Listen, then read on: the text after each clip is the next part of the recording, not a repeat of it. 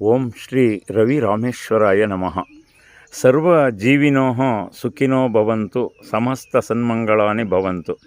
15 ದಿನಗಳ ಹಿಂದೆ ಮಳೆ, ಆರ್ಭಟ, ಗುಡುಗು, ಸಿಡಿಲುಗಳಿಂದ ತಾನಾಗೆ ಬಂದ ಆಮೆ ನಮ್ಮ ರವಿರಾಮೇಶ್ವರ ಯಾತ್ರೆ ನಿವಾಸದ ಗೇಟಿನೊಳಗಡೆ ಬಂದು ನಿಂತಿತ್ತು.